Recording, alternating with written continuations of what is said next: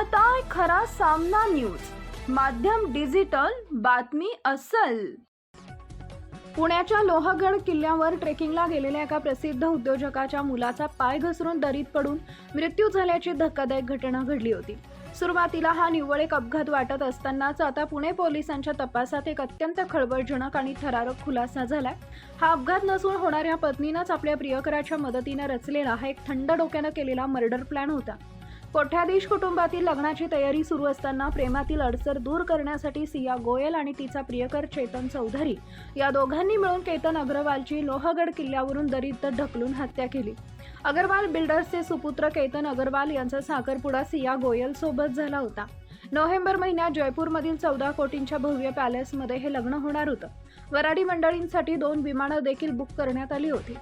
एकीकडे लग्नाची थाटमाट तयारी सुरू असताना दुसरीकडे सिया तिच्या कॉलेज काळातील प्रियकर चेतन चौधरी सोबत केतनच्या हत्येचा कट रचत होती। केतनला ट्रेकिंगची आवड होती, त्यामुळे आधी विश्वास जिंकण्यासाठी सिया केतन सोबत लोहगडावर ट्रेकिंगला जाऊन आली होती। दरम्यान केतन आणि सियाचे बाली इथं प्री वेडिंग शूट ठरले होते।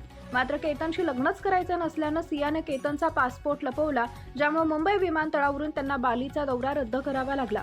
कटानुसार प्रियकर चेतन चौधरी देखील लोहगडावर पोहोचला। त्यानं स्वतःचा फोन न आणता कामगाराचा फोन आणला होता। ओळख लपवण्यासाठी त्यानं हुडी आणि हेडफोन घातले होते।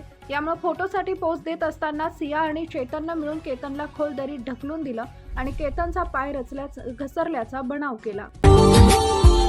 Subscribe now and press the bell icon. Never miss an update.